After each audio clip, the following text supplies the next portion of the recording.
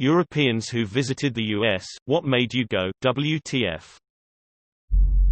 Sharps bins in Disney toilets. I had a real WTF moment but was also kind of humbled by what I thought was an unexpected and generous display of acceptance and concern for drug addiction. I think I vaguely assumed Disney had somehow figured it out to be okay around children, but I just couldn't work out how or why. Anyway, it took about an hour for me to realize it was for diabetics. Everyone drives everywhere. Toilet bowl has a lot of water. Toilet stalls have large gaps. Portion sizes in restaurants are huge. Advertising antidepressants etc. Drugs on TV and billboards. Bumper sticker politics. Liquor stores everywhere. Jesus everywhere. Lot of homeless people. Most people have manners and are friendly. Portion sizes and adverts for drugs would be the big two. All the other differences would be either stuff you don't experience on holiday or within the kind of differences you'd expect from another country. But the meals were just unbelievably massive, and having people hawk serious medication to you through the TV was very jarring. Oh, and the number and duration of ad breaks as well. One night me and my dad were in some small town on our way to somewhere else. Decided to watch Silence of the Lambs on TV. The ad breaks towards the end were insane. Completely ruined the film. They managed to put one in the middle of the finale. Remember the bit where Clarice finds the well, and then the lights go out? That's where they put an ad break. Me sideways. The fact that we have never thought of a concept like Sonic the Drive-In place blew my mind. The size of everything. Still shocks me that driving from NYC to Cleveland, takes twice as much time as a trip across my country. Airport security is also overwhelming and extremely boring. Honestly, Walmart. Went there to buy a SIM card and some groceries. Also found out that I could also buy pet fish, car parts and shoes, all in one building. Also, while in the queue to the checkout, we were next up and they just decided to close the lane. We had to re-queue somewhere else. I saw an advert on TV for some prescription meds, then the presenter started listing off all the side effects, including death. Or what to do if you see a panther sign. The ads in between TV shows felt unnecessarily long, and also repeated the same info, just worded differently. Head on. Apply directly to the forehead. I was going to count the number of American flags I saw on my 2 weeks in Florida. I gave up on the ride from Miami Airport to South Beach. The one thing I wasn't expecting from the US is how polite 99% of the people I met were. Lots of thanks, good wishes and very friendly people. Was staying with the nicest family ever. They worked extremely long hours and lived in the suburbs. I wanted to cook for them as a surprise and set out to the store on foot, with an empty backpack for the groceries. Had to walk along the curb and then cross an 8-lane highway to get to the store. Had to stop a really old man from bagging the groceries. Then was stopped by police on the way back. They were very friendly, just wanted to know where my car had broken down. Ended up explaining to me that there was basically zero infrastructure for walking out in the burbs. They took me home. On the way, I saw a sign, gas 99 cents a gallon, Bud's Xmas gift to the community. Blew my dad's mind when I told him later. Got home, thanked the nice officers, made a vegetable casserole. When my wonderful host family came home, they were blown away but also extremely worried. All in all, I would say that no matter how crazy America may be or seem, Americans make up for all of it. They are some of the friendliest, most welcoming people I have ever met. Portion sizes, vehicle sizes, road sizes, house sizes. My coworker from Germany saw a pic of my house and asked how many families live there.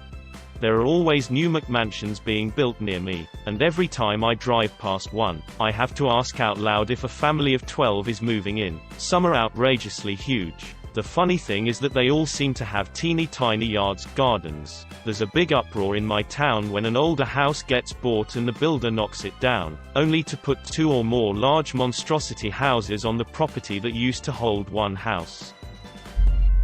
The political ads on TV that do not promote but instead demonize candidates. So-and-so is a devil from hell that will eat your newborn for breakfast if you vote for them. Don't do it if you love America. Scary music and black and white footage included. Weird. Very weird.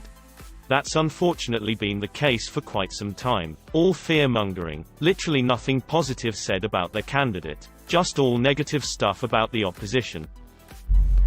LA, the amount of homeless people, straight up walking past an elderly woman living on the streets to get to the 7-Eleven. Just one. The rich part of town.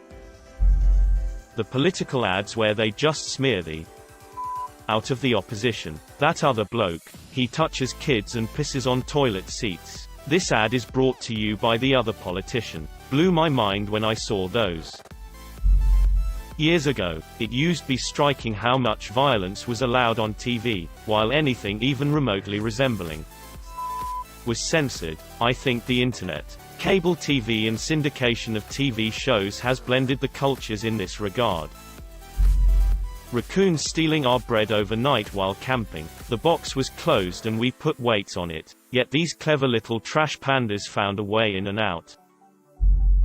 I visited New York City several times in the period 2009 to 2014. Positive WTF. Giant buildings with sometimes stunning architecture. Woolworth Building, 40 Wall Street, Chrysler Building, etc. Already impressive on pics but overwhelming when literally towering above you in real life. Negative WTF. Some employees of the TSA, man, I don't expect you to smile and be all sunshine, but screaming with all your might at some passengers while your head turns red with saliva dripping out of your mouth might be a bit much. Being carded to get on a bar when I was 29 years old. I'd been drinking in pubs in England for 13 years without having to show ID. Oh, and the general weirdness surrounding alcohol. Us Brits went for a drink at lunchtime once and our American friends were referring us to AA. Answering for someone else. I'm American answering for a German. Ice machines in hotels. They couldn't understand why the hotels had so many ice machines and why there are signs for them. I couldn't stop laughing about it and honestly have no idea why we love ice so much. He also asked what people had in the big plastic cups. I said soda. He laughed and said they look like they're 1.5 liters. There is no way they are drinking soda. Silly friend. Yes they are. On the first day of our US road trip we stopped for lunch at a roadside restaurant south of San Francisco. When we tried to pay, the waiter told us that another customer that just had left paid for our meals and wished us a nice trip. Who does that? So nice. Totally made my day and honestly the whole vacation. The amount of homeless and/or crazy persons who would yell at people. Portion sizes and free refills. Listed prices are without the tax added. How car-centric even the cities are. How many commercials you have on TV. Went to Burger King and got a medium fizzy drink and they gave me this plastic tank that held about 1.5 liters. Plus, about half of it was ice. What the? Went there as a German soldier on a semi-work related trip. Wearing uniform. The sheer number and the way people thanked me for my service. Apparently as a German I qualify for this by extension. Gave me discounts or even stuff for free. Starbucks was astonishing. In Germany, the public treats its servicemen with what one federal president called a friendly non-interest. The US showed me a different world. But I also gotta admit that it was frightening to a certain degree. It feels like a bit too much of everything. Too much admiration. Too much trust in what the uniform stands for. Too much automatic repetition of the phrases and as a result too little normality. Still a memorable and enjoyable one-time experience.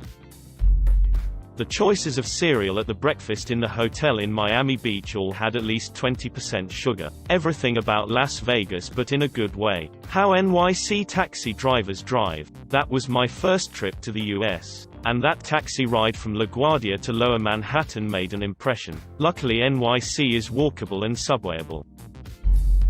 During my first visit, I was astonished at the number of small airports and incredible number of small aircraft. So much freedom to fly across a vast country. Amazing.